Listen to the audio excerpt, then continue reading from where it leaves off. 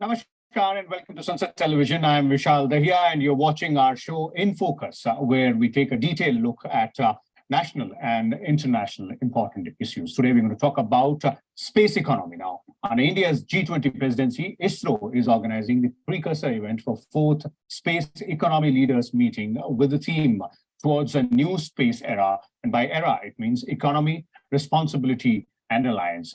Now, Space Economy Leaders Meeting, or SELM, was first conducted on the sidelines of G20 in 2020 and discussed the significance of enhancing the space economy. Space technology-based inputs and services have become an integral part of our normal day-to-day life, and contribution of space in the growth of global economy is ever increasing. Now, increase in private sector participation has dramatically changed the space domain as well. Space sector reforms in India has opened up the sector for private entrepreneurship with an intention to make India a global manufacturing hub for space products and to build a strong space ecosystem in the country. So today we'll take a closer look at the concept of space economy, the coming together of all brilliant minds at the G20 platform in the form of SELM meeting as well. What are the key agenda items there? How can this forum help taking forward the concept of space economy, and what more is required to be done in addition to the involvement of a private sector for which rules and norms are already being put in place? And for more on this, we're joined by a distinguished panel of experts. Let me first introduce them to you, beginning with Mr. Rathan Srivastava is joining us here in the studio, author and independent consultant on aerospace sector. We also have with us retired Group Captain Ajay Lele joining us, consultant with MP IDSA, and Dr. Surendra Pal, a distinguished scientist and former senior advisor to ISRO, is also joining us. Welcome to you as well, Dr. Pal. I'll begin with you, Mr. Srivastava and Captain Lele. Let's first start by understanding, the concept of space economy. What does it constitute? What do we mean by actually space economy? Because as of now, perhaps the common layman only thinks about space in terms of the space excursions or missions as well, satellites being put in place. But how does that form an integral part of the economic structure we're talking about? So to make it very simple and easy for the layman to understand, any economic activity which impacts the economy of a country and the humans as such is space economy. So a space economy could be probably divided into 3 segments. The one is the manufacturing aspect of it. The other is the satellite aspect of it, satellite manufacturing, services, and related segments.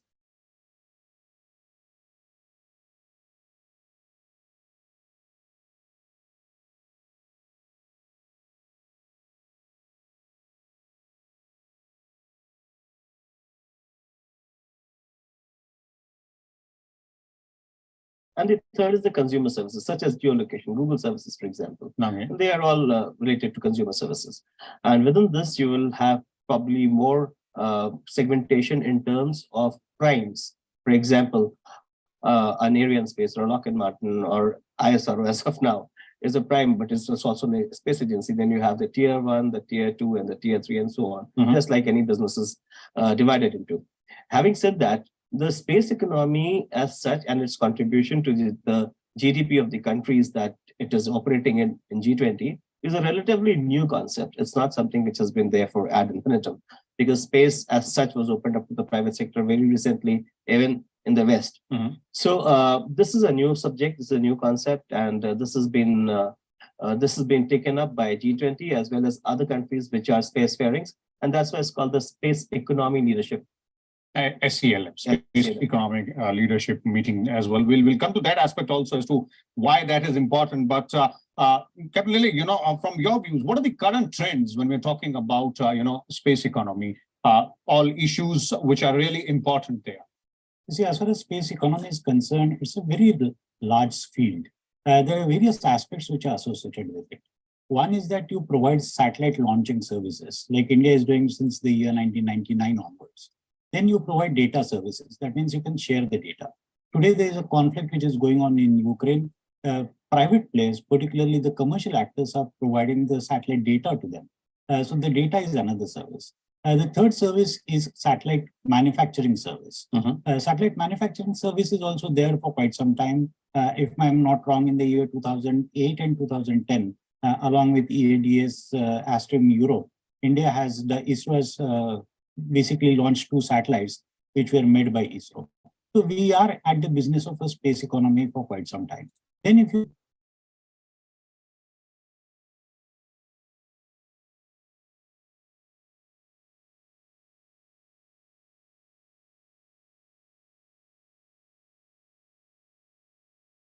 look, the other aspect of a space economy is to provide the services for launching. That is, one is the launcher services, and other is a ground infrastructure which is required for it. You require radar systems, you require various associated communication equipments where you can interact with the satellite, get the data downloaded, so on and so forth. So there are 4 to 5 aspects of a space economy in a larger sense. Okay. But now if you go to the specifics, there are various new aspects of space economics are emerging. Like we have seen space tourism becoming a very important area. Then people are now talking of on-orbit servicing of satellites. So there are various aspects of a space economy which are evolving. People are talking of debris reduction technologies. So there's a length and breadth of activities which are happening into the domain of a space. India as a country had started concentrating on 3 to 4 aspects the last 3 to 4 decades. I think in years to come, we'll have to concentrate more on emerging aspects too. Okay. We'll talk about those emerging aspects as well. But since you spoke about India there, Captain, I'd like to bring in Dr. Surendra Pal also. Dr. Pal, in your views, how would you describe India's journey as far as space sector is concerned, and specifically when we're talking about space economy? Where do we stand? Yeah, I think we have done reasonably well in the last maybe last 50 years. First of all, when we talk about space economy, we must understand that space is no more property or domain of governments, aerospace industry, defense industry, and everybody is going towards the privatization. Whosoever can do it in that sector, whosoever takes the first lead will earn the money. So earning the money, providing the job, and also giving a flip to the infrastructure of the country makes it a difference for the space economy. That's the thing. Now here, what happens in the new era? See, space economy generates most value enabling or enhancing activities. That includes the services, applications, etc. on Earth, and significant future values could arise from functions in orbit, which one of the panelists have talked about it, that fueling or maybe servicing the orbit. That's one thing. There's one more thing is there, that with the advent of 3D printing, computer-aided designs, new improved materials, miniaturizations, etc., we can replace the many systems in orbit. And when we launched the Chandrayaan-1, okay, there was a big talk that we have got the helium-3 isotope and deuterium on orbit in the moon, and some 100 kg could generate enough power to gigawatts of power, and that was costing at the time 140 million. Now there is a concept which SpaceX is doing. You take a satellite, a launcher, you put a rocket on that one, take to moon, generate the fuel there, and bring back that helium-3 isotope and deuterium. That's one concept which may no longer remain the concept. It may in 5 years it may come out. There's another thing is that applications are more now. Maybe communication, maybe remote sensing, surveillance, or particularly for India. If you look into it, space technology has contributed considerably for the small farmers, for agriculture. Also, it has contributed towards our road aligning, etc., for planning our cities. So many things. Besides the communication, we have provided the internet to the places where nobody can reach. So such a thing. So all these things are part and parcel of space technology. I don't think we could think about all these things 10 years back. 10 years back it was a concept. Today it's the reality, and it flips it. India is the 6th administration. Okay, fair enough. We're losing your audio there, Dr. Paul, but we'll come back to you. In terms of where Dr. Paul left, I'd like to bring you in, Mr. Srivastava, that in terms of the reforms which have been brought by India, because all of you were referring to this idea of more involvement of the private sector, entrepreneurship being private entrepreneurship being one of the key pivotal points when we're talking about the growth ahead in the space economy or the space sector as well. So how would you analyze the reforms which have been brought in, the kind of involvement of the private sector which is there? Is it up to the mark, or are we still in that stage where one more push is perhaps required? So thank you, Vishal. That's a very pertinent question in context of the discussion that we are having right now. The private sector was just a vendor to the ISRO, and this vendor system was incubated by ISRO in the vicinity of where they were doing the work related to maybe launch vehicles, for example, development of launch vehicles, first the SLV, PSLV, GSLV, and so on. So there was an ecosystem developed in Thiruvananthapuram. Therefore, they were basically looking at the launch systems and launch vehicle components and stuff like that, metallurgy. Then there was a system which was developed, ecosystem which was developed near Bangalore, because most of the work related to satellite manufacturing and satellite assembly, satellite development, design, research was being done in Bangalore, and so on in Hyderabad. And PRL developed its own ecosystem.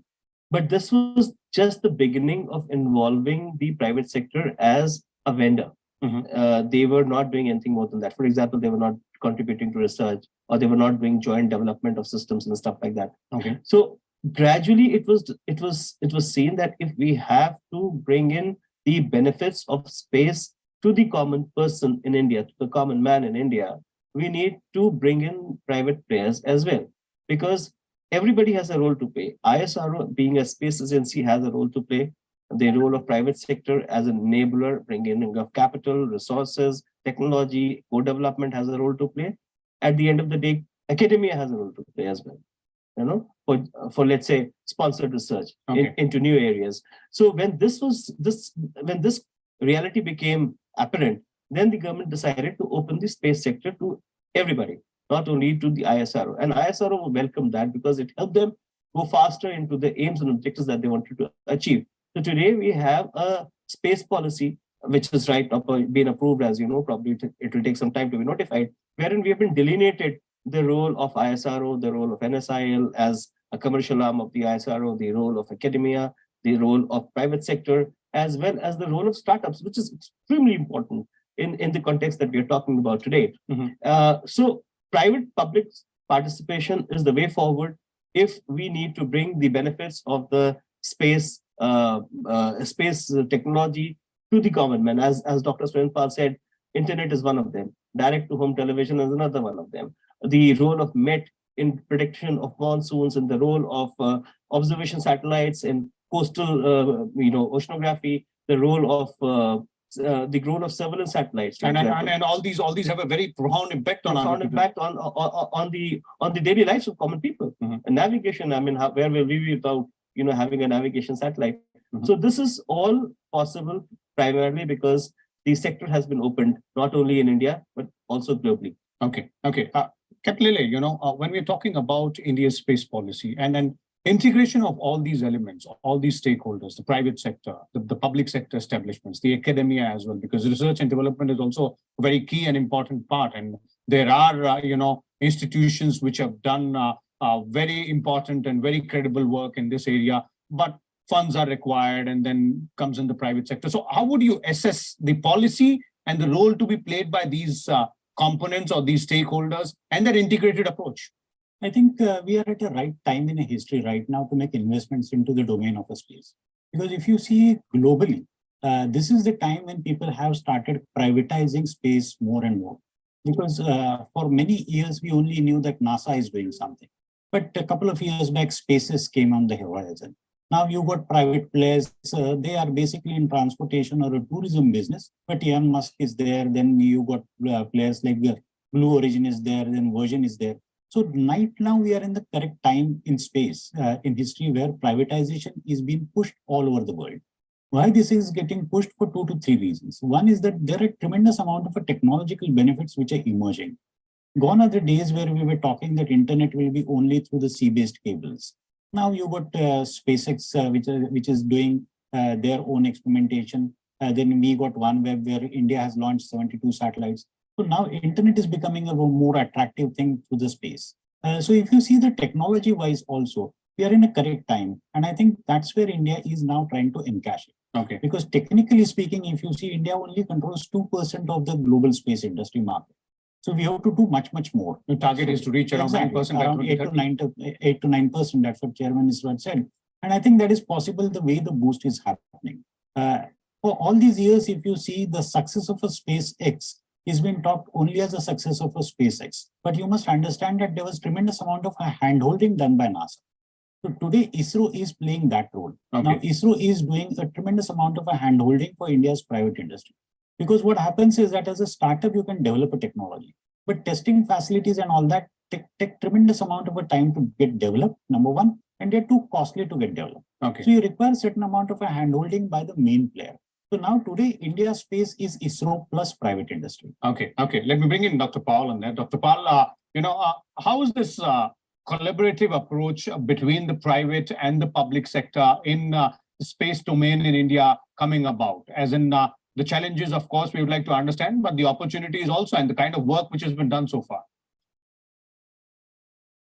Yeah, I think we have, as one of the benefits in the past, we have done it with the private players. They were some sort of vendors, but now they can be partners with us. So definitely I see a bright future. And one thing in the future is one Earth, one space, and one future. That's for everybody. So we are following that idea. And also we are following what the UN has told for 2030, that space should be for everybody. So that's what is being done. And I know many startups are doing it for the application. I always maintain that application is the thing where a lot of economical flip can be there. So many persons are coming up with applications. We have got infrastructure, communication, remote sensing, navigation, so on, surveillance, for defense also. So it's the applications which can give a big flip. The last thing which I want to add here in one sentence is that Ukraine war has shown that what space technology which we used to think some 4 years or 5 years back is no longer valid. The total paradigm is getting changed. Small satellites are bigger gains. SpaceX has shown, OnePlus has shown it with the launch of satellites, and reusable launchers, reserviceable things on the satellite. Okay. Those things are making a difference. And that will make a major impact, not only communication, it will make a major impact in material science, pharmaceutical things. It will make a major impact on many of our industries, including the semiconductor industries, where we need a clean environment and almost zero gravity. Okay. Thank you. Okay. We'll come to those emerging technologies as well as Mr. Lele was also referring to. But Mr. Srivastava, since we're talking about the collaborative approach or the way all stakeholders need to move ahead, this was about India's space sector or a country-specific one as well. Let's shift focus towards the global stage. And since the references to G20 under India's presidency, the SELM, which is going to happen. This was a precursor meeting which is taking place in Shillong. But the Space Economy Leaders Meeting, which is going to be the 4th edition. 2 things which we would like to understand. One, how significant are these, deliberations or these discussions? Because there'll be several countries will be present who are prominent, spacefaring countries as well. They have advanced approach as well. They have been in the field for quite some time. And also, what's there to look out for or watch out for in the near future? Vishal, I would begin by saying that space economy, as Dr. Lele said, as well as Dr. Pal said, is something which is opening up in the last maybe a decade or so. It's not something that was happening earlier. Having said that, the countries which are a part of G20, they found that they have to work together, and all the spacefaring nations probably are a part of G20. We have the European Union, which has most of the work being done in Germany and France, which is participating in it. We have US, we have India, we have Japan. So we have most of the spacefaring nations as a part of the G20. And therefore, it is imperative that we put our heads together and see how we can bring the synergies that we have in our respective countries on space technology, on space commercialization, on space activities, to ensure that the benefits are not only shared between a couple of countries, maybe spacefaring countries, but to the larger good of the G20. And therefore, the space economy should be able to help the G20 nations, which includes the global south, because they do not have the resources. They've not had the good fortune of having fantastic organizations like ISRO who have incubated technologies on their own through very difficult times. So this is again in a series of the meetings that we've been having earlier. We've had the meeting which was done of a CLM by in Saudi Arabia. We've had another meeting done last by Indonesia on a CLM. So space economy leaders meeting is a series of meetings, and I'm sure it will follow after India's presidency as well. But I think the moot idea here is this: to bring the benefits of space to everybody who's a part of the G20, which means to say that we have to include the benefits which we have enjoyed with others who've not been so fortunate with, but also to advance this. To advance this, we have to put the resources together, and resources together is the only way forward because space has no frontiers. Okay. Okay. So what you're saying is that the collaborative approach is not only in terms of sharing information, sharing technology, but also, sharing resources, economic benefits and the commercial benefits. Commercial benefits as well. That's why, the focus on the economic part of the space sector, space economy. And that is the reason the Minister of State for Finance was invited to the CLM. Okay. You may have observed that, yes, right? So that's a very big indicator where we are going towards using the benefits of space economy towards the GDP of the countries which are participating in G20. Okay, and in fact, as you rightly said earlier, this sector is contributing a lot to the economic growth. Captain Lele was also referring to that. But Captain Lele, finally, when we look at this collaborative approach, and you were earlier mentioning that the focus will have to be on emerging areas. So what are those key focus areas for this international collaboration and nationally also when we look within from Indian perspective in terms of the key focus areas or the key emerging areas or emerging technologies when we're talking about space sector from an economic point of view as well? I think if you really look at the composition of G20, like it was already pointed out, that we got 7 countries who are spacefaring nations into it. So it's a tremendous amount of a gene pool of the people who are working in the domain of a space for a couple of years. If you see the bilateral collaborations, multilateral collaborations amongst G20, you've got all BRICS countries present over there. You've got many members of Shanghai Corporation also part of it. So all these people, as a BRICS also, we are doing something in space. As a SCO also, there is something at stake in space. So all these people understand that space is an emerging business for the future.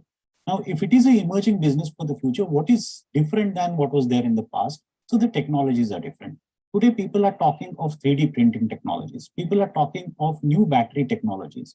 These are the powerful batteries which have come up. Your solar panels. You've got foldable solar panels which are there. All those things are important because the cost of carrying 1 kg weight into space is exorbitantly high for many years. Right now, that cost is significantly getting reduced. Number one, because of more number of players are there, so there is an increasing market. And number two is that there are new technologies like high-end sensors are there. So the type of imagery which I was able to download, taking a certain amount of a time, it is said that during last 10 years, the type of imagery which we have got was not there for almost last 50 to 60 years. So because of these modern technologies, modern communication technologies, if you see satellite-based internet at one end and satellite-based navigation at other end. Okay. So every sector, there are new technologies which are emerging. And 3D printing particularly is expected to be a major game changer. Already people have started developing rockets based on 3D printers also. Okay. Because it reduces the cost significantly of the launch. That is going to be the key player in the future. Okay, since you mentioned about emerging technology and all that, one quick last question. We're running short of time, but Mr. Srivastava, the developments which are happening in the AI sector, what kind of new dimension it adds to the space sector or space economy as well? I'm sure it'll be very interesting to watch. Definitely, AI can be a very powerful tool as far as the consumer services are concerned, which is to say, in the imagery, like Dr. Lele talked about, the imagery, the sharp imagery that we're getting because of new sensors. Now, those imageries, how we analyze that imagery in terms of the commercial exploitation. I mean, the same imagery can be seen in terms of what's happening in oceanography or the coastal vegetation, or it can be utilized to see where the flow of the rivers is going. So, or perhaps how we carry space excursions as well. Space excursions, probably, yes. Okay. In the times to come. Okay, very interesting. We'll have to keep a close watch. Thank you so much, Mr. Ratan Srivastava, Captain Ajay Lele, and Dr. Surendra Pal as well for sharing your inputs with us and our viewers, as our experts were pointing out. Of course, a lot more to watch out for when we are looking at space sector. A lot of interesting developments happening, but key focus on the economic aspect of it from the space sector. Space economy, as we call it, various elements, all stakeholders, be it the public sector or the private sector, coming together in addition to focus on research and development and a global collaborative approach as well, specifically when you're talking about the G20 platform. We'll keep a close watch on all the developments, keep on bringing you the details, and come back again tomorrow with a different topic. Till then, keep watching Sunset Television. Thank you. So hello and welcome to this special G20 masterclass. We've been doing a kind of a masterclass marathon around the G20 thematics, and we picked up, it was just the last Saturday when the G20 summit initiated at New Delhi. The New Delhi G20 summit was out there, and for the last 1 week, we have been trying to get a hang of what this massive engagement of leaders has been all there. So very interestingly, the G20 theme has been Vasudhaiva Kutumbakam, one earth, one family, and one future. But today, the topic, the theme, there is a sideline of engagement which started in 2020. G20 dates back to 1999. So it is about the space economy leaders meeting. And right now what we were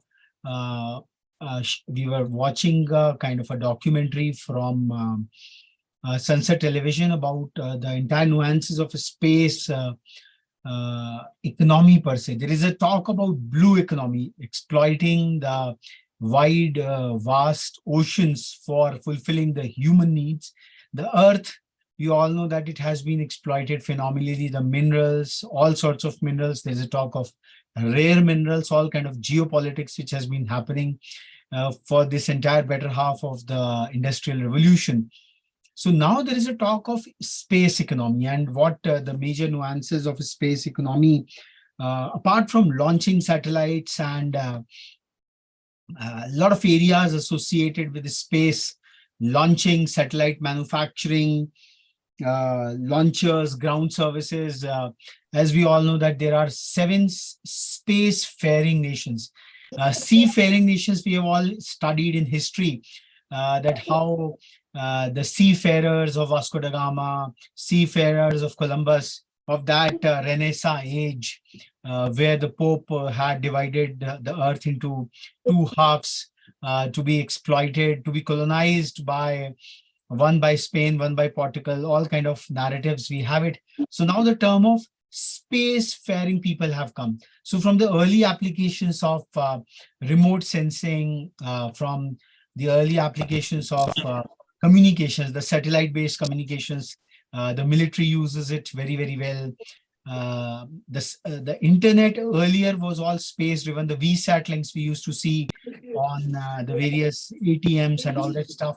Now the fiber has got into very, very well. But still, space plays a major role in communications part of it all. The entire map-based technology, the GPS part of it, all what we are using is again an application of space. India launched its own network of satellites called Navik, and the new Android phones which are coming up, they have been mandated by Government of India to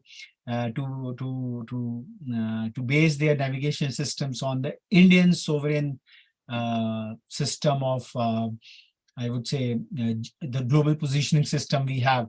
So the entire drones. So a lot of navigation is one part, and satellite imagery. We all are using, even in our personal consumer lives, the satellite imagery per se. Google Earth has become a kind of, Google Maps for that matter have become, or any other kind of Mapples, Map My India's Mapples has become a kind of a ubiquitous tool. Today we don't know the insignias or signages. Aap kisi se bhi baat kijiye. The entire e-commerce is driven by that mapping utility itself. So it's GPS plus the mapping system. So these are the all consumer related space applications we have been watching. But then there is a lot more to go. India created history when on 23rd of August our Chandrayaan 3 it soft landed successfully on the south pole of the moon, and now there is a talk of taking back like resource exploitation from the space. Earlier, when the colonization of the earth happened and then it converged into two world wars, that's another story. But the colonization of the space is again the kind of narrative we see in our fiction movies. That is something, it is round the corner. So this is very exciting. So apart from the scientific discourses, the very intricate aspect of it, space has a lot of buzz. And today, before coming to the very technical and I would say involved nuances of space economy, you can see two very important, I would say, brandings on the backdrop. One is we launched, ReTHINK India launched the Vikram Ambalal Sarabhai Space Club. And this is more of a WhatsApp space club where we have invited all the interested schools or the students, the faculty, the space faculty as we call it. And space is a convergence of all the domains, all the STEAM domains as we call it, the physics, the chemistry, the biology, and all other advanced fields, whatever they go. So this space club is all about to generate popular interest amidst the students at large to eye for a career in space. Now, when space economy is being talked about, and the mascots of Elon Musk, which are out there, who procured Twitter at a whopping price of $40 billion, and his SpaceX, he has renamed the entire Twitter feeds to be X. So a different kind of a mindset is going out there. And India's own homegrown ISRO and Government of India has opened up the entire space explorations, for that matter, to the private sector as well. So, so there is a lot of career opportunities which are emerging in a very, very big way. But for all that to happen, you don't have to be even a space scientist. That is the extreme part of it all. That is the epitome of it all, to become I would say, a propulsion engineer working on some of the advanced technologies. And ISRO has proven that how a dedicated and devout set of scientists can really make things work. It can launch, it can land India on moon, and at a very, very cheap cost. So when space economy is evolving, very many frontiers are evolving. So there will be a lot of jobs coming forward, and that is where the core crux lies in. So in order to popularize the entire domain of space, you can do a BTech in space engineering, perhaps after your 12th. That is the first very rudimentary thing which can go on.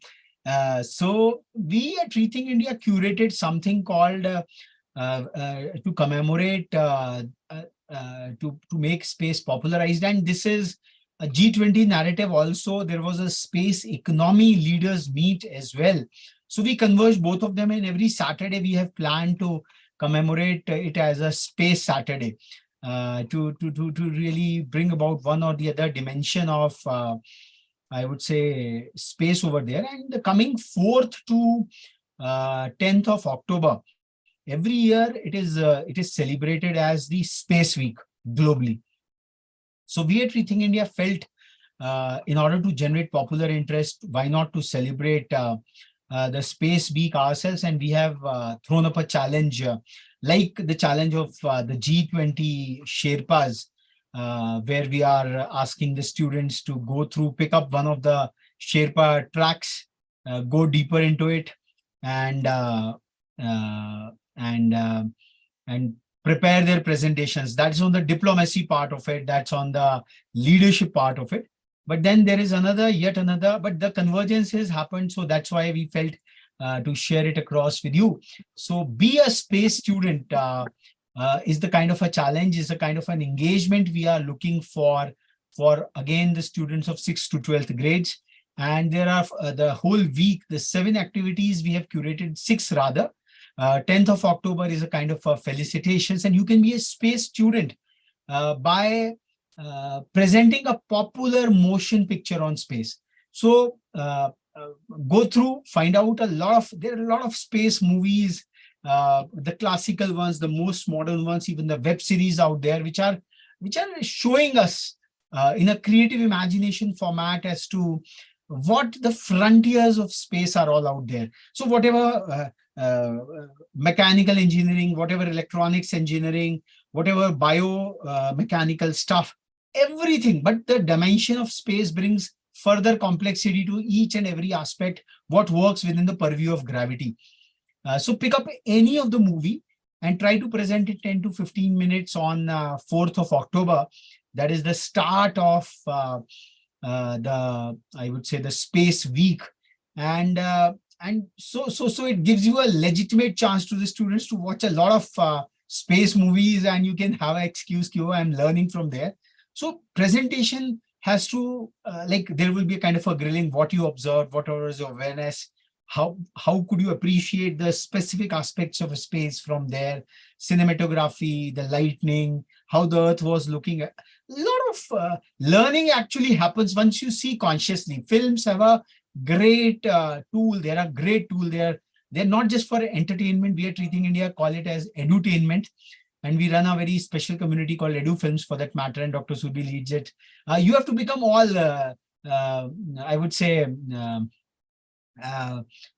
critiques of popular films and learn a lot from there. And then another challenge, another kind of an activity which we have thrown up to the students is assess your space quotient. So we have ourselves selected some 5 space documentaries. So we did a very linear, simple search. How we selected was very simple. We went to IMDb and we said which are the top ranked space documentaries of all times as per their ratings. IMDb, it is a global database. Our job was simple. So 5 documentaries we have shortlisted and watch those 5 and come to a kind of a space question based on what you learn from each one of them. So it's a kind of a questionnaire which you have to go and participate. So this is more for the more brainy, techie part of things. Then one question we have said that demonstrate a space application. Either demonstrate a GPS system, satellite imagery, remote sensing, loads and loads of space application. There is a ISRO remote sensing application center. Then we have also asked, one activity is another illustrative one. Go and illustrate the ISRO universe. It's a universe of around 18-20 establishments across. So what they do, each one of them, what is their role? Because when each of them work in tandem, if you have heard Somnath sir on that victory day of 23rd of August, when we were all breathtakingly watching the soft landing, and that watching was happening in a scientific format. We were not able to watch like a camera, it is going down. They had sensors and all kind of that privilege over there. So explain the ISRO universe. And one very exciting for the really tech-initiated chaps is mind map the Chandrayaan-3 technologies with your K-12 PCMB concepts and precepts. So ISRO has a single pager where they have put across that what are the advanced technologies they have loaded on Chandrayaan. Now, see that challenge. That is the frontier. That is the epitome of the scientific, technological, I would say, advancement. Only 7 countries are today the space-faring ones. India became the 4th to land at the moon, but the first to land at the South Pole, the Shiva Shakti point, as the Prime Minister named it, and Shiva Shakti to Tiranga point, the so-called hard landing spot and the soft landing part. So can we map the Chandrayaan-3 technologies, try to, here thermodynamics is coming into place. So here my photonics, my physics, that chapter. So try to assimilate your, I would say, PCMB concepts in one go. The kind of sensors which are there on the Chandrayaan, the Pragyan rover, all that, and then a lot of learnings. What is the day or the night time of moon? Ki Suryodaya hoga ya raat chha jayegi. So all that stuff. 22 तारीख को 22nd September they are saying again that moon will have a light over there.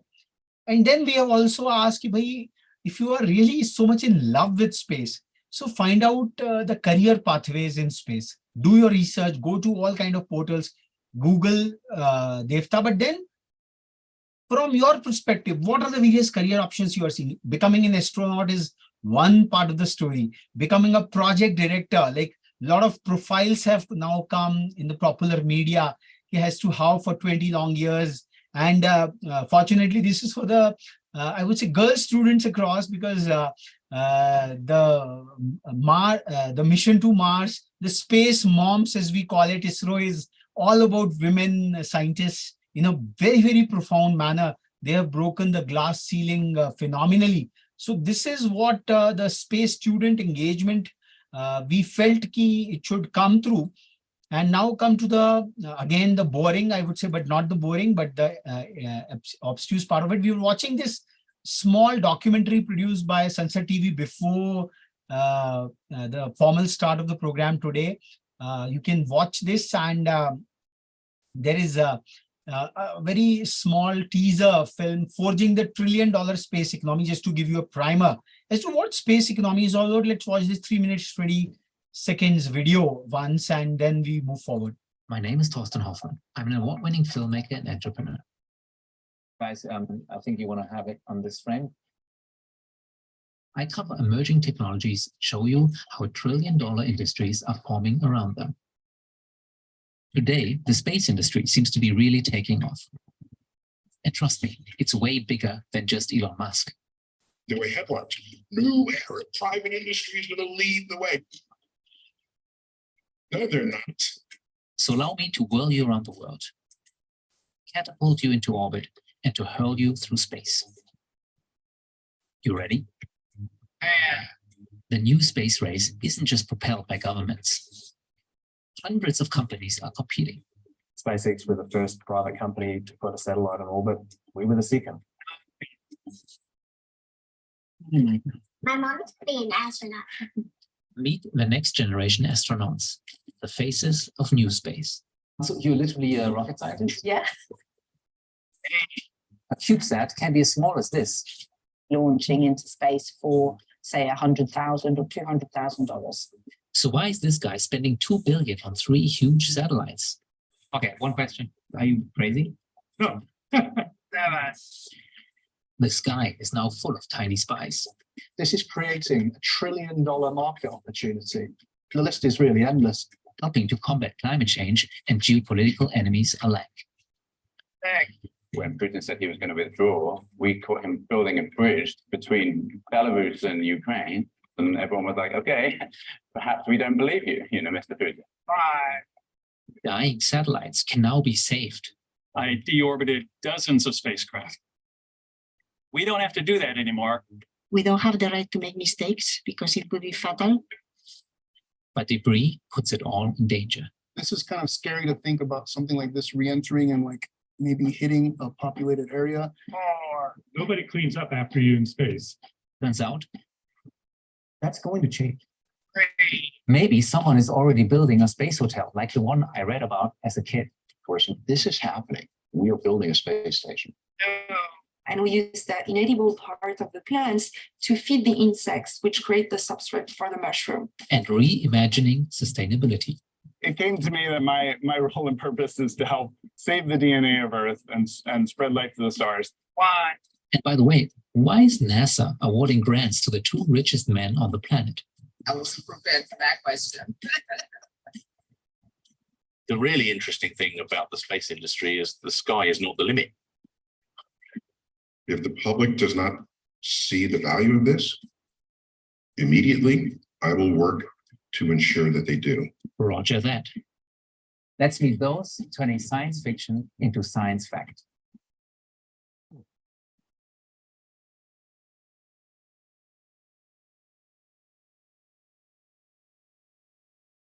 So what used to be science fiction perhaps is coming closer to the fact of science, and that's how things move on through astronomy, through I would say in the cultural civilizational aspects, space has been an integral part of us.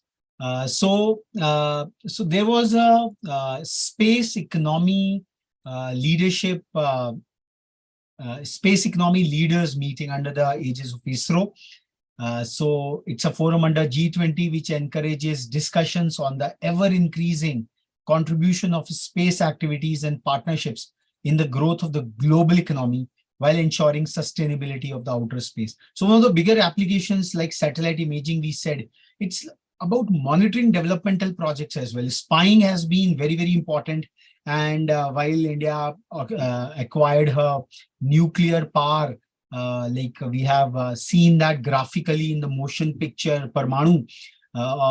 So how the US satellites were dodged at the Pokhran testing range. It's quite a graphic description how the time was mapped. But now satellite imagery is used in a big way, how the quality of the developmental projects is actually happening, how the roads are being done. It's all emerging. But then these are the exciting areas where space is coming in a big way. So space economy, what the leaders talked about, perhaps this meeting has got the shortest, most brief, I would say, outcome document out of all the G20 outcome documents, whatever we have been talking about. Let me just come through it. Yes. So just so this is the Indian space ecosystem, which is ISRO is the core, in space is the Indian National Space Promotion and Authorization Center, a single point nodal agency for promoting, enabling, authorizing, and regulating the space-related activities of non-governmental entities of the country. So space entrepreneurship has been put up in a big way. We heard that students of Pune created a satellite, which was taken by ISRO, launched in the space. So in a big way, and academia for that matter, ISRO is engaged with premier institutions and universities across the country for promoting the space research in various fields, through a sponsored research program and space cells. So from very starter, as we saw in the Space Student Creative, from a very starting activity of generating interest about space, the nuances of space, by popular motion pictures to advanced deep dives into the technologies which are all out there. In fact, on the Vikram Sarabhai Space Club, we shared some of the articles like the 30 best space movies of all times. So a lot of popular content is actually available. And even this fiction gives you a lot of insights into the nuances of space, and which the students can connect with their textbooks, with their basic STEAM, which is out there. So the theme of this meeting was towards a new space era. And these times there has been a culture to devise acronyms of all sorts. And ERA actually means economy, responsibility, and alliance.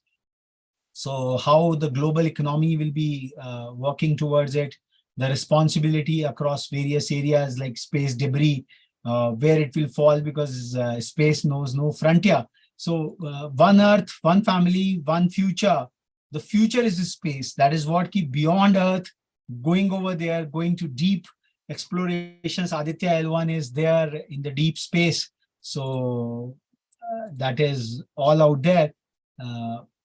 So this was the 4th edition which happened in India, and SCLM acknowledged the contributions of new space to the growth of space economy, and the need for the new space actors to assume the responsibility of ensuring long-term sustainability of the outer space should not be missed. One of the major contributors of the growth of the new space actors is the reduced barriers to access the required technology and investment. We talked about that, how cheap India's Mars mission has been. There has been similes drawn from auto pricing to the distance covered by the Mars rover. And while G20 space leaders are working to further reduce these barriers, it is crucial on how to ensure that the responsibility factor is embedded in those efforts. It cannot be an irresponsible aspect. And equal importance should be given to the fact that the space technologies are of dual use character. Efforts to ensure that those technologies are not landing in the wrong hands are also required. We have seen motion pictures where space weapons have been developed, and a host of the same challenges with the human conscious, but then at a different level. After the nuclear age, after perhaps the IT, hacking, artificial intelligence, space is one of those frontiers which is real in nature. So that should really excite the students at large. The new space activities, they started with the launch and operation of nano and small satellites, have expanded to building and operating launchers, space tourism, satellite clusters, diverse space-based applications, and resource mining from celestial bodies. This is like India found out a big reserve of lithium in Kashmir. So Afghanistan, people are saying, the geostrategic experts, that Afghanistan war was all about to extract the rare earth minerals in the Hindu Kush mountains out there. So these are insider informations. But then as the need of human society increases for newer minerals like spice trade, it promoted that Vasco da Gama and Columbus and other explorers, Magellan. So different routes, these explorers went on to get spices or different other things of those times. So minerals, because they are the ones which produce all our gizmos, gadgets today. So resource mining from celestial bodies is again on the anvil. And these activities are becoming technologically and financially intensive. The answer to overcome these challenges lies in alliances. And there needs to be enough avenues for the new space actors across the countries to collaborate and develop. The SELM needs to deliberate on how the G20 space leaders can facilitate this. And so this was all the content over there. Just a moment, I'm just opening up. These are the brochures which Space and G20 released by ISRO. It's all, this is the summary, perhaps the smallest summary, chairman summary over there.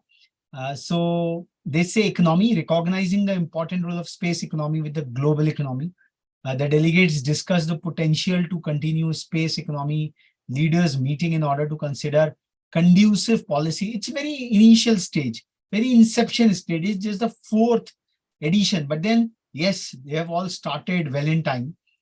And for enhanced space industry level collaborations. So it's like the nuclear power regime, which happened earlier, now the spacefaring nations. The responsibility part, the recalling the reaffirmation at the 2nd SELM 2021 to address the growing hazard of space debris. This is big issue. And increased congestion in Earth's orbit. So many satellites have gone over there. So now they're talking about midway course correction, how to take them out. So a lot of other interventions are being discussed. The delegates noted the benefits of preserving certain orbital regimes for safe human space flight activities for the benefit of all nations. So like the air traffic control, which is globally well coordinated one. So space traffic control agencies might be in the anvil. Now space has got crowded, like our metro cities, roads, and other airspaces. The delegates also noted that the potential benefits of moving towards more sustainable manufacturing of space systems and progressive use of eco-friendly and green propulsion systems. So this was another. One more thing, like how the space economy is faring when you're designing for space. Like when we design for defense applications, a lot of benefits do come to the civilian population by dint of that.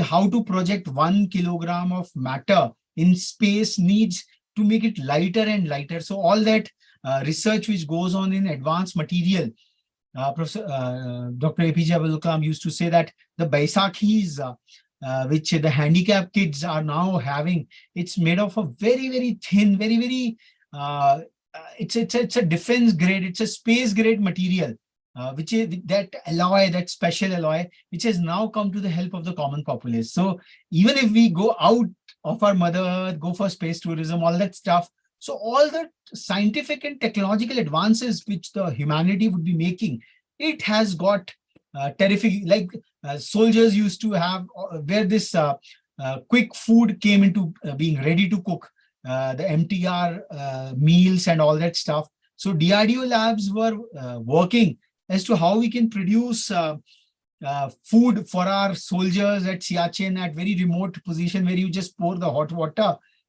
From there, the need came, and now it has become quite $1 billion fast food market, ready to cook. Just pour your, so from DARPA to DRDO, the whole ecosystem is working out there. And on the alliance part, the A of ERA is recognizing the increasing number and diversity of players in space. Leaders stress the importance of bilateral and multilateral partnerships involving the space agencies, industries, and academia to address the challenges to the long-term sustainability of outer space. Leaders have also encouraged all spacefaring nations promote international cooperation and capacity building in support of the space aspiring nations. So this was the small outcome document, very aspirational and something like that. And again, I would like to just say that this is the form of the space student activity. I'm just putting the link. We have given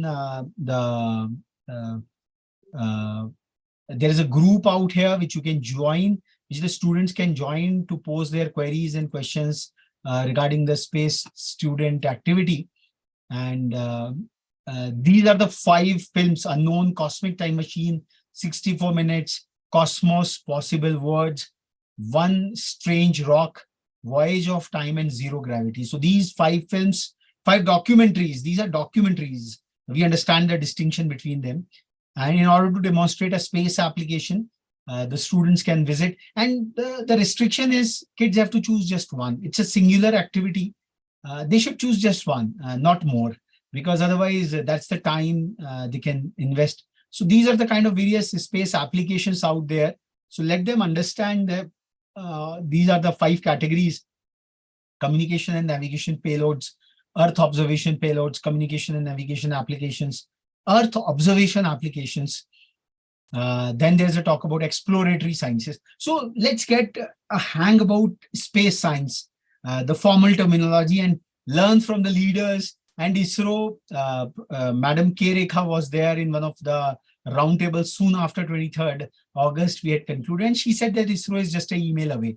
So if any of your schools, if you are residing in any of the cities, Ahmedabad, Bangalore, want to visit any of their non-classified facilities, because as it's a strategic sector, it reports directly to the Prime Minister's office. And we have seen in movies or web series like Rocketry that how our space scientists were targeted by foreign countries because so that our country should not develop the advanced technology, it should not become self-sufficient. So there are a lot of strategic angles also. The spy craft associated, Homi J. Bhabha, we all know how his plane crashed in those early mountains, and even Vikram Sarabhaiji's death was also mired in a lot of mystery. So space has all that tadka, all that science, all that rigor, everything out there. So, and G20 has further invoked that the SCLM meeting and illustrating the ISRO universe. Take up a mind mapping tool and try to show in a kind of a graphical format. Oh, this is the ISRO universe. Iska itna, and dig as much as possible. Aapko lagta hai iska itna budget hai, iska itna criticality hai. So these are open-ended kind of a challenges, but they really enthuse. They really make you fall in love with the entire domain of space, and it's worth pursuing. The domain has just started now in a big way. Just see, 23rd we landed on moon, and around 3rd of August we started a journey towards the sun. And then a lot of, I would say, like the O'Hare airport, one after the other, the flights are moving on, the busiest airport on the planet. So that's what the aspiration is all about. And in order for ISRO to really boom, and a lot of private entrepreneurships, I think it can all happen in our schools. And then because you develop the passion at the school level, universities, so you go and you just further that passion. But then it's the impregnating ground is actually the schools, where you really get inspired by your faculty members and enthused about something. Then mind map the Chandrayaan technology is what we talked about, and And we have given the links also. Yeah, this is the link. If you go the whole Chandrayaan page, this is the Twitter handle, but these were the objectives. Now, in order to understand ki, but focus tha ki what are our objectives, like a mission mode.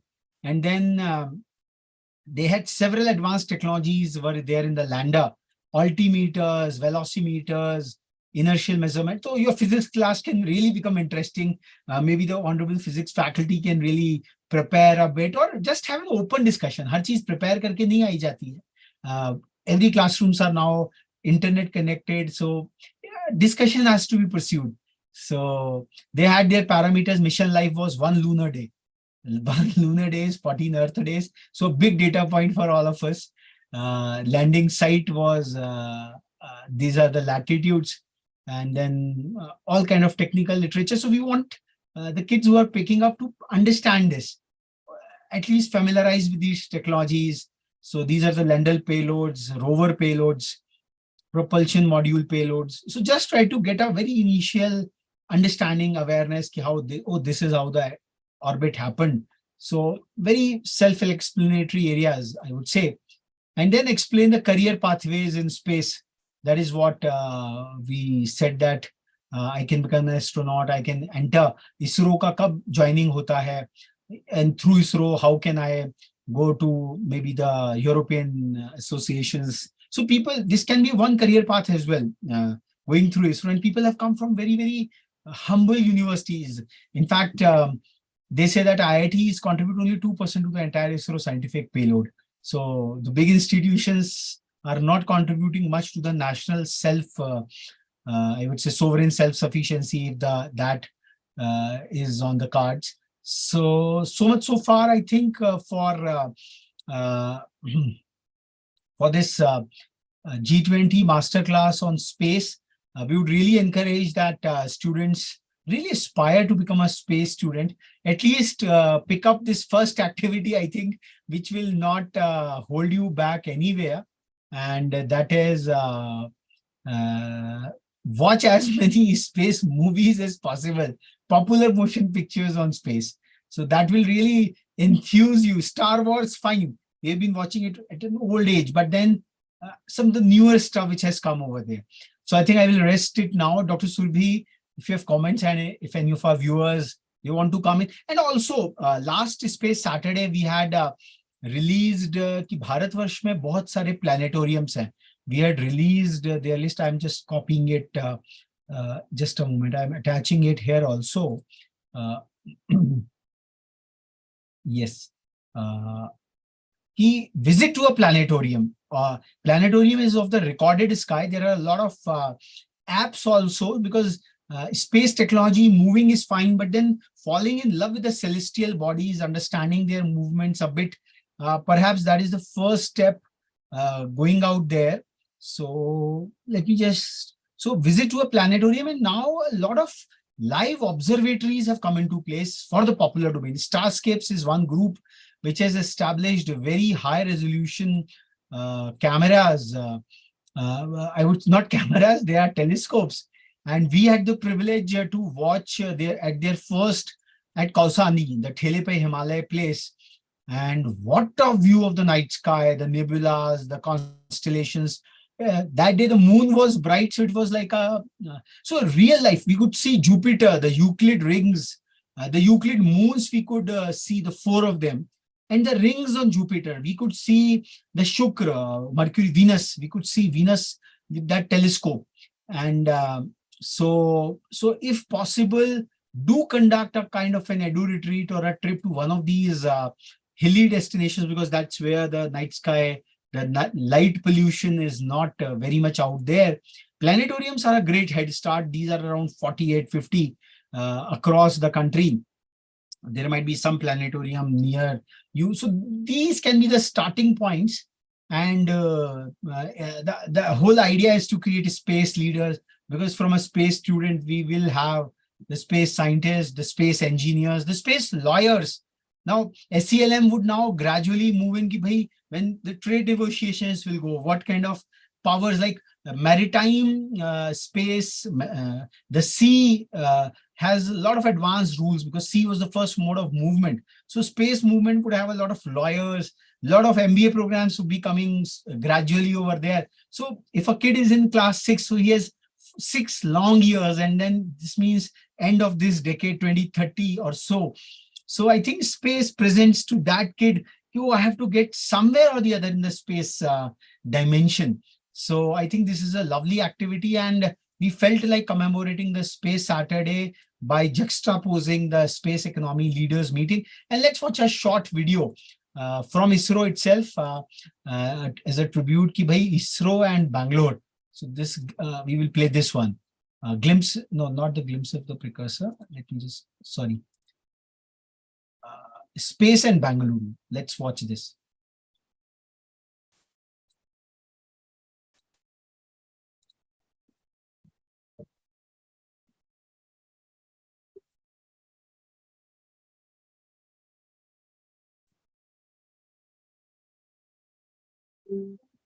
The 4th edition of the G20 Space Economy Leaders Meeting is scheduled in Bengaluru during July 6th and 7th of 2023.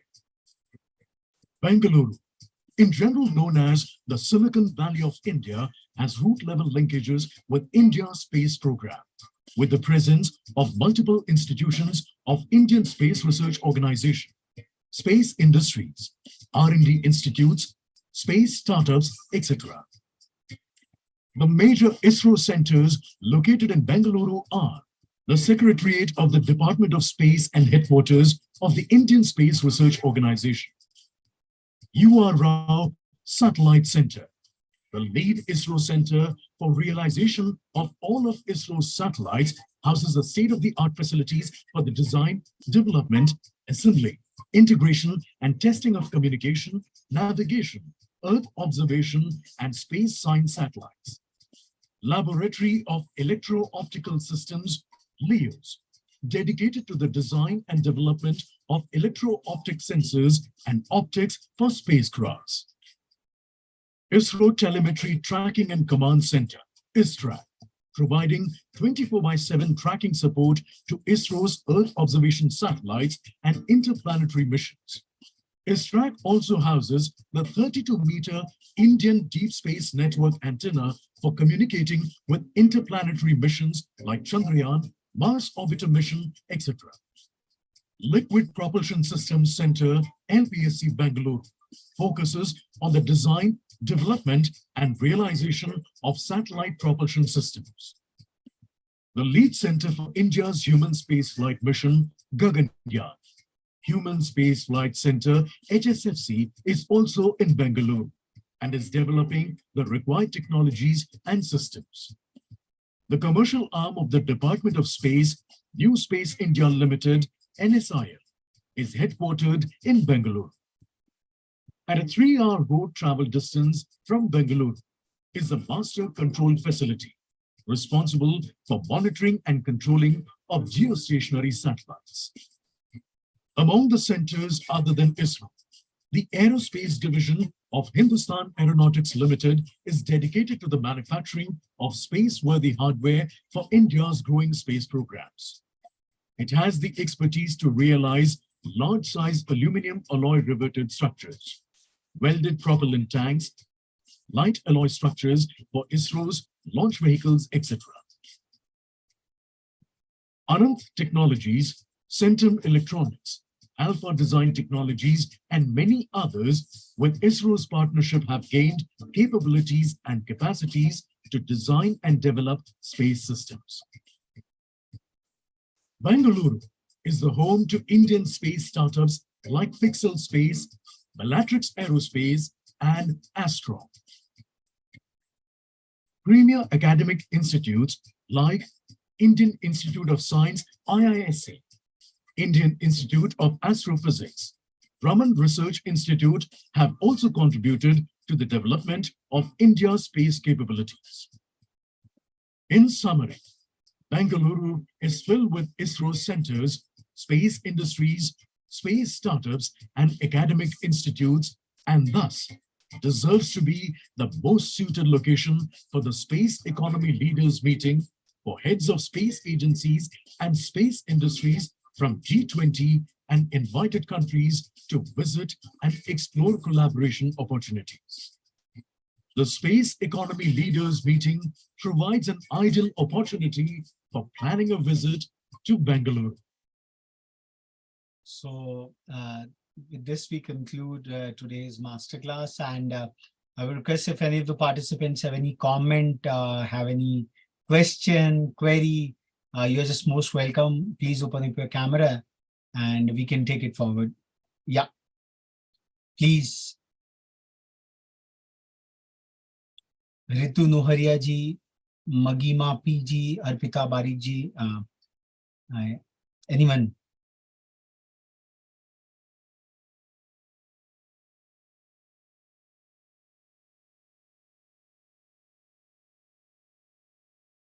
Okay. The mystical space is very ever inspiring to all. I believe we're all mesmerized. So fair enough. So yeah. So Dr. Surbhi, let's conclude with this. I think it will take a bit of a time, but then the popular interest in space, and as we have said in our space student activity, that I would say watch as many as popular motion picture films to get enthused, to get excited about the frontiers of space, because we are a part of the space. Our planet Earth has their own trajectories out there. So with this, we conclude, and we hope if any things are there, you are most welcome to join in the Vikram Sarabhai. I will just give you the WhatsApp links as well. Most of you have it any which ways, but Dr. Surbhi, can you put the link? Yeah. If at all, yeah. Vikram Sarabhai Space Club. Just yeah.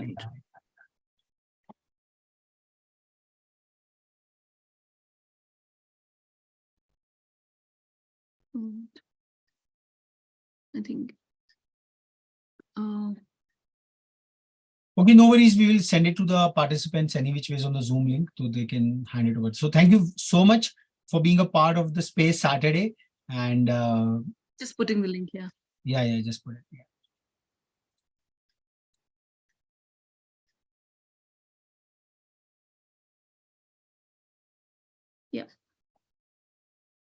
Yeah. Thank you so much. Namaskar.